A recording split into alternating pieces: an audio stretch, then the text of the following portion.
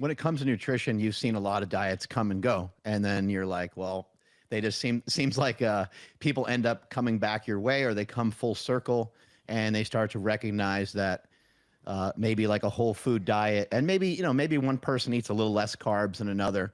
Maybe one person chooses to eat a little bit more fat than another. But that's the basis of your nutrition, is that you're not really excluding any macronutrients. I don't think you're demonizing any food.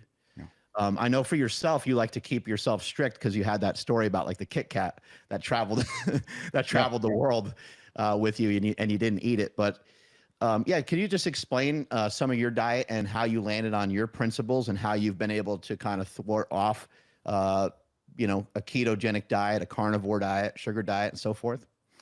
Yes, and very briefly now, the Dolce Diet is a whole food approach to optimal long-term health and wellness with the immediate short-term athletic and aesthetic performance improvements, right? I get paid to help the world's greatest athletes win tens of millions of dollars and literally become the best in the world. So that's a short-term goal. But our founding principle is everything we do today must extend their health and wellness over the decades to come. Now, in sport, we can take a shortcut, get across the finish line first, but the next decade might be pretty freaking iffy, right? We wiped that away. And what we did, we focused on longevity principles. And this goes back to my own health. I was 282 pounds as a competitive amateur powerlifter, never at your level, but using the Louis. I used to get on the phone with Louis like a lot of the other guys, and I was doing the West Side, and I was following Dave Tate and Wendler on the websites and the blogs, and I was active, man. And so I ate my way up without drugs to 282 pounds, right? I mean, fucking big, triple extra large t-shirt in my mid-20s. I was like, man, I'm so strong. I blew out my shoulders as in wrestling, and I couldn't traditional bench press. So I went Anthony Clark underhand, and I hit a 535 with an underhand bench press in a single poly t-shirt. I was not a good bench presser, but damn, I got strong for my genetics. But I got fat, bro. Fat. Now, my dad had a stroke and a heart attack, which wound up taking his life. As a little kid, I was in and out of hospital and hospice, and I kind of watched my big, strong father, who was a thoroughbred racehorse trainer. I grew up on a racetrack in the barn, watching my father train these elite athletes and sitting in saunas with the jockeys cutting weight.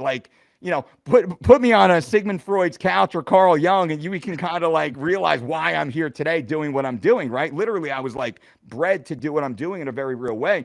Saw my father go through this. He just kind of fell apart and wound up unfortunately passing.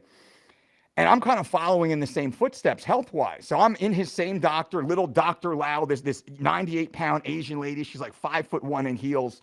And I'm 282 pounds, mid-20s, just fucking jacked, 22.5-inch neck, like monster. She comes looking at my notes, and she starts pounding me in the chest. She's like, what are you doing? You are a stupid little boy. Like, this is like, you're worse than your father, because she saw my father die. And I was like, whoa, what do you know about that? I'm young, I'm fine. And I remember driving home, and all the big guys know, I'm driving home, and I'm holding my gut with one hand, right? And I'm driving with the other hand. I realize what the fuck am I doing? What for a plastic trophy with my mom and my girlfriend and every other, it's moms and girlfriends in the audience. Nobody else is there for a plastic trophy. I'm like, what am I doing? And in that moment, now I'm already coaching elite athletes because I know better. I'm just not doing it myself. I'm thinking, get across the finish line first, hit an 800-pound competition squat, 3 white lights, bench 550, maybe 600. This is what I'm thinking. I got to be a super heavyweight. Who is it? You got to beat the man to out-eat them. To beat the man, you got to out-eat the man. With the right. I was like, yeah, I'm going to do that. Well, anyway, let's blow all that up. So driving home from Dr. Lau's office, I realized this isn't going to work. This is going to kill me. What am I doing?